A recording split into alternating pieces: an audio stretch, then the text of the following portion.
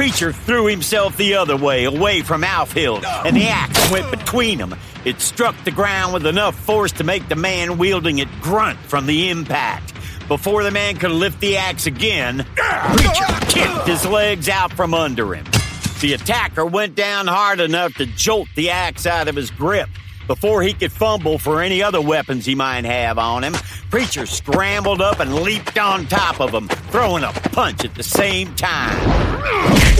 The mountain man's fist slammed into the man's jaw, the blow guided unerringly by instinct despite the poor light.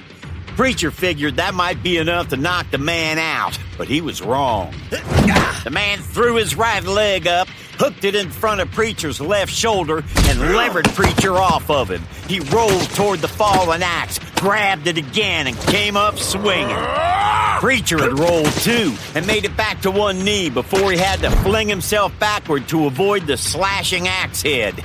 Even with his lightning-quick reflexes, he felt a disturbance in the air as the axe passed only an inch or two in front of his face. He landed on his back and pushed himself along the ground with his feet and elbows as more of the barely avoided blows rained around him.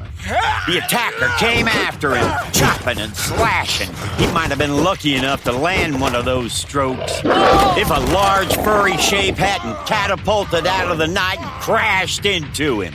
Dog's weight was enough to knock the man off his feet. Once again, the axe handle slipped out of his hands. Go back! Preacher got a hand on the ground and pushed himself up. He appreciated the big cur's help, but he wanted to deal with this man himself. Decided to sneak back in like the varmint you are, huh, Lindholm? Lindholm charged again, reaching out with his bare hands this time. Preacher started to dart aside, then realized too late that Lindholm's move was a feint. He hadn't expected that much cunning from the enraged man. Lindholm rammed a shoulder into Preacher's chest as he wrapped his arms around the mountain man's waist. His momentum was enough to carry both of them off their feet. They hit the ground with bone-jarring, tooth-rattling impact, and Preacher was on the bottom, so he got the worst of it. That hard landing drove all the air from Preacher's lungs and left him momentarily stunned. Lindholm hammered a punch into Preacher's face that knocked him closer to slipping into unconsciousness. Lindholm was a big, tough scrapper and a more than worthy opponent for the mountain man. Preacher got his left hand on Lindholm's throat and clamped the fingers in place like iron bands. Lindholm's fist crashed into Preacher's jaw and knocked him to the side.